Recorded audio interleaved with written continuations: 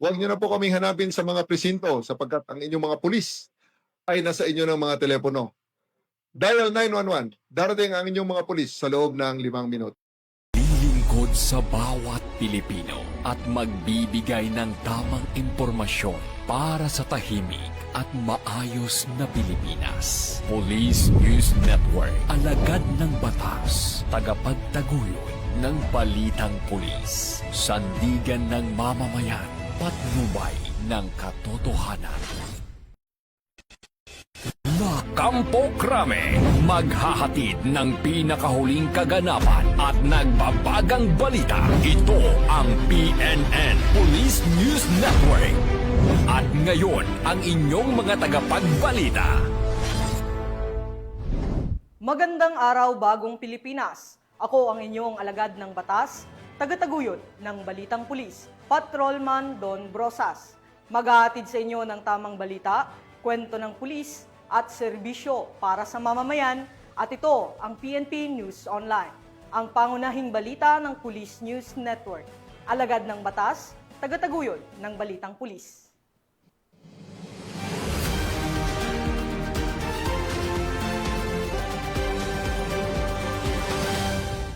Narito ang mga balitang dapat niyong abangan.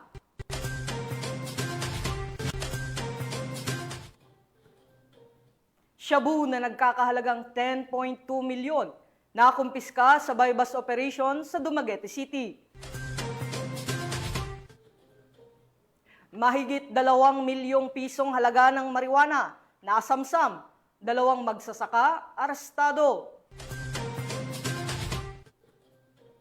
At babae nasa kote sa kasong karnaping sa General Santos City.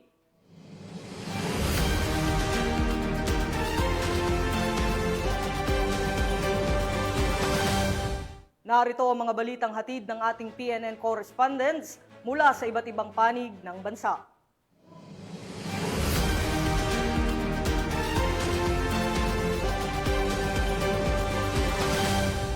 Simulan natin ang balita mula sa bahagi ng Luzon.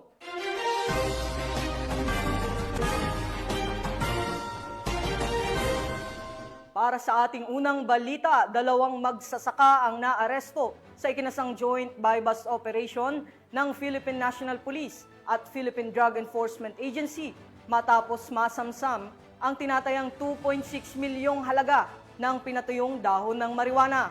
Alamin ang detalye ng report mula kay Patrolwoman Jesly Sabado.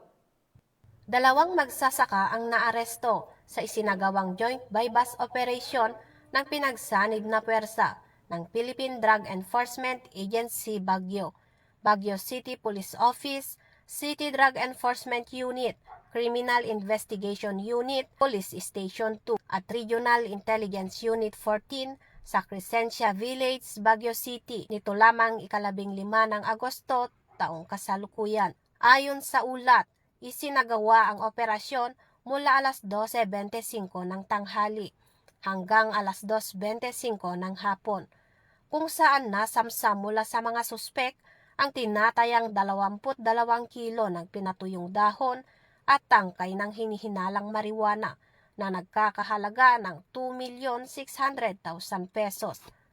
Bukod sa ilegal na droga, nakumpiska rin ang iba't ibang kagamitan, kabilang ang buy-bust money, bodle money, mga sako, cellular phone ng mga suspek at kanilang mga identification card. Ang operasyon ay isinagawa sa presensya ng mga opisyal na testigo na kinabibilangan ng isang barangay kagawad ng Crescencia Village, kinatawan ng National Prosecution Service at isang media representative. Matapos ang operasyon, dinala ang mga naarestong suspek at nakumpiskang ebidensya sa tanggapan ng PIDEA Baguio para sa karampatang dokumentasyon at pagsasampa ng kaso sa paglabag sa Republic Act 9165 o Comprehensive Dangerous Drugs Act of 2002. Mula dito sa Baguio City, ako yung PNN correspondent, Patrolwoman Jesly Sabado, alagad ng batas, tagataguyod ng Balitang Pulis. Maraming salamat, Patrolwoman Sabado. Samantala, hawak na ng mga otoridad ang nakatalang top 1 most wanted person station level matapos maaresto sa isinagawang manhunt operation kaugnay sa patong-patong na kaso nitong statutory rape, sexual assault at human trafficking. Patrolwoman Ivy Corporal sa report. Arestado sa isinagawang manhunt operation o Uplan Galugad ng mga tauhan ng Pasay City Police Station ang top most wanted person station level bandang 1:45 ng madaling araw sa kahabaan ng Molino Paliparan Road, Bacoor, Cavite noong Agosto 17 taong kasalukuyan.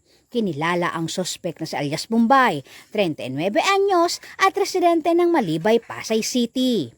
Ang warrant of arrest ay inisyo ni Honorable Jehan Batua Sampaw Hasiman, presiding judge ng Family Court Branch 11 Pasay City noong August 13, 2024 na walang kaukulang piyansa.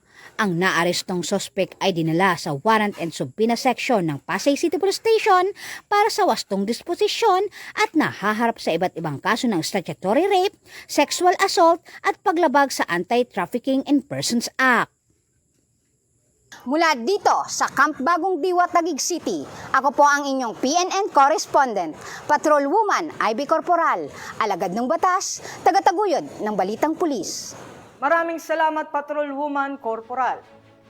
Formal nang binuksan ng San Carlos City Police Station ang Amputi Layag Lounge, isang pasilidad na magsisilbing lugar para sa kapulisan at komunidad. Itinuturing itong simbolo ng pagkakaisa at serbisyong nakatuon hindi lamang sa seguridad, kundi maging sa kapakanan ng mga alagad ng batas at kanilang mga kaagapay sa komunidad.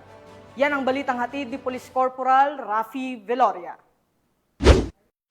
Police Arbel C. Merculio, Officer in Charge ng Pangasinan Police Provincial Office, na kumatawan kay Police Brigadier General Dindo R. Reyes, Regional Director ng PRO1, bilang panauhing pandangal at tagapagsalita sa pagbubukas at pagbabasbas ng Amputi Layag Lounge ng San Carlos City Police Station noong Agosto 15 taong kasalukuyan. Naisakatuparan ang proyektong ito sa inisyatiba ni Police Lieutenant Colonel Eliazar C. Idolmo, Hepe ng San Carlos City Police Station at sa suporta ng lokal na pamahalaan ng San Carlos City, kung saan nirenovate at mas pinaganda pa ang mess hall at kusina ng istasyon bilang pagpapakita ng malasakit sa kapakanan at moral ng mga tauhan nito. Dumalo rin sa okasyon ng mga kinatawan mula sa lokal na pamahalaan, BJMP, simbahan at mga stakeholders na patuloy na sumusuporta sa mga proyekto ng PNP. Ibinahagi naman ni Police Colonel Merculio ang mantra ng Pangasinan Police Provincial Office na ACM na nangangahulugang Action, Commitment, and Merit. Aniya, ang pagtatatag ng mas maayos na pasilidad ay patunay ng mga prinsipyong ito. Aksyon sa pagpapabuti ng lugar ng trabaho, commitment sa kapakanan ng mga tauhan, at merit sa pagpapanatili ng kahusayan sa paglilingkod. Ang Amputi Layag Lounge ay hindi lamang isang lugar ng trabaho, kundi isang simbolo ng dedikasyon sa organisasyon at sa komunidad. Nagtapos ang programa sa isang tradisyonal na budol fight na pinagsaluhan ng mga opisyal at panauhin. Higit pa sa pagkain, ito'y naging simbolo ng pagkakaisa, pagkakaibigan at diwa ng pagkakapantay-pantay. Isang paalala na sa paglilingkod sa bayan, ang kapulisan ay isang pamilya na may iisang misyon at adhikain. Mula dito sa Ilocos Region, ako ang inyong PNN correspondent, Police Corporal Rafi Veloria, alagad ng batas, tagataguyod ng balitang pulis. Maraming salamat, Police Corporal Veloria. Tunghayan naman natin ang mga balita mula sa Visayas.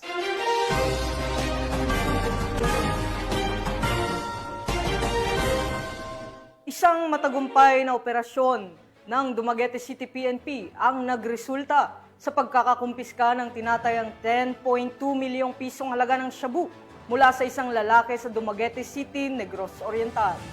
Narito ang detalye ng report mula kay Patrolwoman Annalyn Canoog. aabot sa mahigit 10 milyon halaga ng pinaghihinalaang shabu ang nasabat ng kapulisan mula sa isang lalaki na target sa bypass operation na sinagawa sa barangay Bahumpandan, Dumaguete City, Negros Oriental. Nitong ika-14 ng Agosto sa taong kasalukuyan. Kinilala ni Police Lieutenant Colonel Don Richmond Cunag, Acting Chief of Police ng Dumaguete City Police Station, ang suspect na si Alice Franklin, 41 anyos, high-value individual, residente ng barangay Buntis, Bacong, Negros Oriental. Dako alas 10:19 ng gabi na isinagawa ang bypass operation ng mga operatiba na naging dahilan sa pagka-aresto sa suspect. Nakuha mula sa suspect ang 15 pakete ng hinalang shabu na nasa 1,500 na gramo at may standard drug price na 10,200,000 pesos. Bukod sa droga, nakuha din mula sa operasyon ang isang keypad na cellphone, sling bag, pouch at bypass money. Maharap ang suspect sa kasong paglabag sa Section 511 ng Article 2 ng RA 9165 o ang Comprehensive Dangerous Drugs Act of 2002. Sa bisa ng ating pagtutulungan, nasakotin natin ng isang individual na sangkot sa bentahan ng illegal na droga at nakumpiska ang mahigit 1 kilong shabu. Ito ay isang malaking tagumpay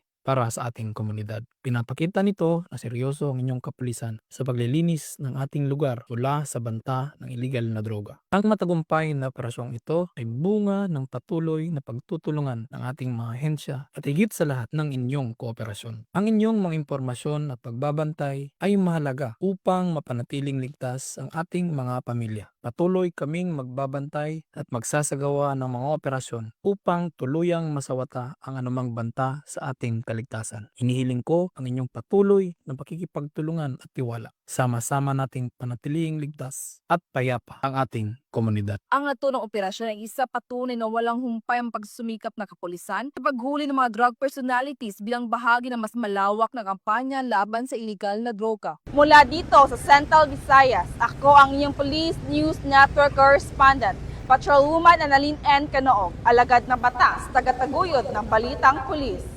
Maraming salamat, Patrolwoman Canoog. Mula sa buhay na nakatali sa kilusan, piniling yakapin ng isang miyembro ng Communist Terrorist Group ang panibagong pag-asa kasama ang gobyerno at komunidad sa lalawigan ng Samar. Ang report mula kay Patrolwoman Maria Elena Singian.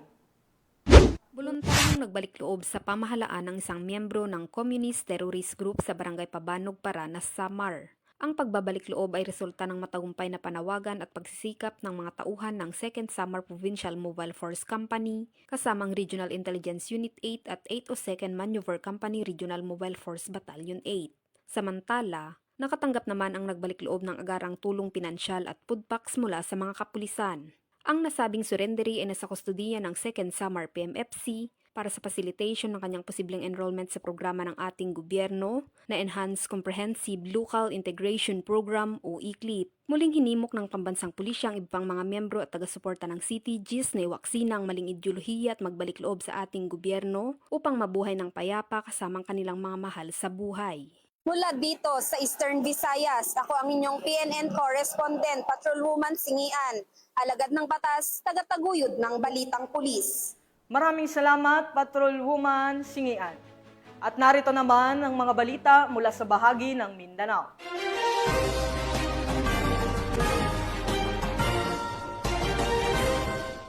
Arestado ng PNP Highway Patrol Group ang isang babae sa General Santos City dahil sa kaso nitong karnapin. Ang buong detalye ng report mula kay Patrolman Mark Roland Feliciano. Hindi na nga nakapalagpa ng arestuin ng Sarangani Provincial Highway Patrol Team ang isang babae na sangkot sa karnaping sa kahabaan ng National Land Settlement Administration Road sa Barangay Lagao, General Santos City nang magsagawa ang HPG ng isang manhunt Charlie operation na nagresulta sa pagkakadakip sa suspect. Kinilala ang suspect na si alias Farina, 30 taong gulang na nakatira kung saan ito nahuli. Naaresto ang isang babae na may warrant of arrest para sa kasong paglabag sa Batas Republika bilang 1083 o New Anti-Kidnapping Law. Ang nasabing kaso ay may criminal case number 8452-25 at may tinakdang pensa nagkakalaga ng 300,000 pesos sa bisa ng warrant. Inikayat ang mga publiko na maging mapagmatyag at magulat agad sa pinakamalapit na impida ng pulisya sakaling makakita o ng kainahinaan ng aktibidad o makaranas ng krimen na may kinalaman sa sasakyan. Ang Highway Patrol Group ay patuloy na nagpapatubad ng mas pinaigting na operasyon upang masiguro ang mga lumalabag sa batas ay mapanagot at maihatid sa hustisya. Sa bisa ng warrant of arrest sa kasong Republic Act 10883 or the new Anti-Carnapping Act of 2016 na nilagdaan ni Honorable Adelbert S. Santillan, presiding judge ng Regional Trial Court Branch 63, Polomolok, South Cotabato nitong July 17, 2025. Binasahan nga ang suspect ng kanyang karapatan sa salitang kanyang nauunawaan at ngayon ay nasa kustodiya ng Regional Highway Patrol Unit 12 para sa investigasyon at tamang disposisyon habang inaantay ang pagharap nito sa korte. Kami ang Highway Patrol Group, ang kakampi nyo sa kalsada na patuloy na magbibigay ng serbisyong HPG. Dahil dito sa ating bagong Pilipinas, ang gusto ng pulis, ligtas ka. At sa iba pang balitang serbisyong HPG, tumutok lamang sa aming YouTube channel at Facebook page na Police News Network. Mula sa tanggapan ng kakampi nyo sa kalsada, ako po si Patrolman Mark Roland Feliciano para sa Police News Network, alagad ng batas, tagataguyod ng balitang pulis. Maraming salamat, Patrolman Feliciano.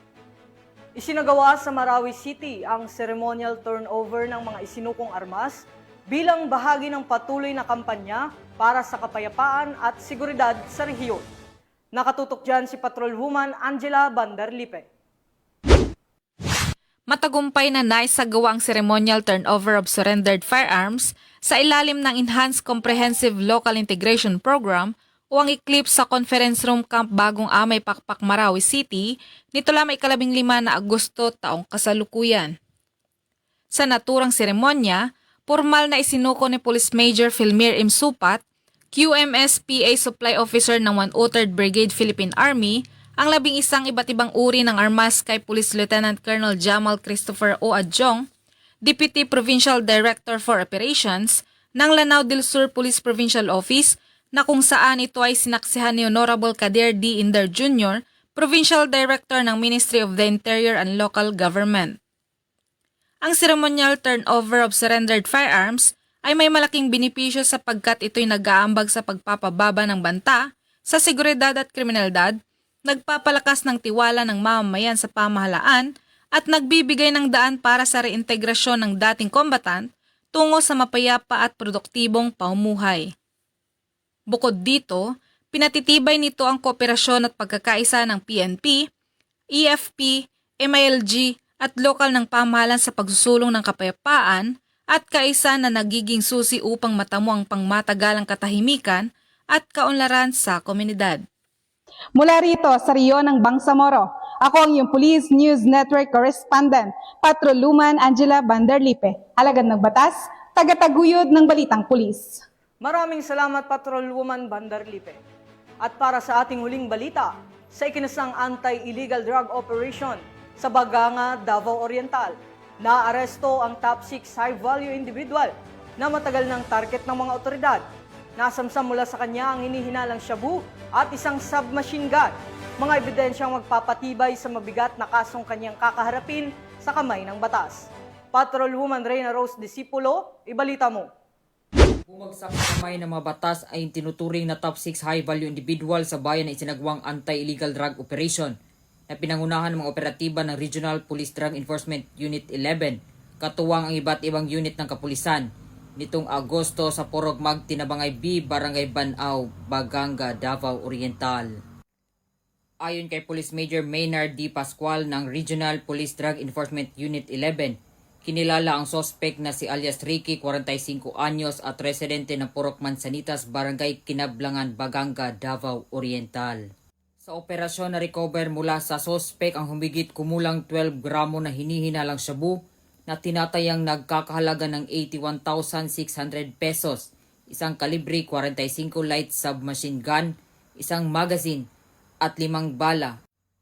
Bukod pa rito, nakumpiska rin ang isang cellphone na pinaniniwala ang ginagamit sa transaksyon, buy-bus money na isang 1,000 bill at ilang lalagyan gaya ng pouch at bag kung saan isinilid ang mga ebidensya. Kalukuyang nasa kustodiya ng Baganga Municipal Police Station ang sospek at ang mga nakumpiskang ebidensya habang inihahanda ang kasong paglabag sa Section 5 at 11 ng Republic Act 9165 o Comprehensive Dangerous Drugs Act of 2002 at paglabag sa Republic Act 10591 o Comprehensive Firearm and Ammunition Regulation Act. Patuloy ang pinaigting na kampanya ng mga otoridad laban sa illegal na droga at illegal na armas sa rehiyon upang mapanatili ang katahimikan at kaayusan sa mga komunidad. Dito sa Police Regional Office 11, ako ang inyong PNN correspondent, Patrolwoman Reyna Rose Disipulo, alagad ng batas, tagataguyod ng Balitang Pulis.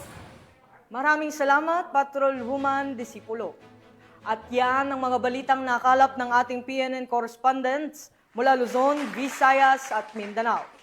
At sa ngalan ng pamunuan ng Philippine National Police, sa pangunguna ni PNP Chief, Police General Nicolas Torre III, at sa pamumuno ni President Ferdinand Bongbong Marcos Jr., kami ay maglilingkod sa bawat Pilipino at magbibigay ng tama at balanseng balita.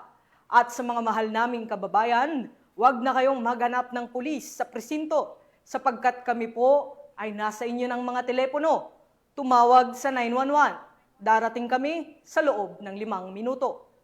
Mula rito sa tanggapan ng tagapag-ugnay ng Pambansang Pulisya, ako ang inyong alagad ng batas, tagataguyod ng Balitang Pulis, Patrolman Don Brosas. Maghahatid ng tamang balita, kwento ng pulis at serbisyo para sa mamamayan. At ito ang PNP News Online, ang pangunahing balita ng Police News Network.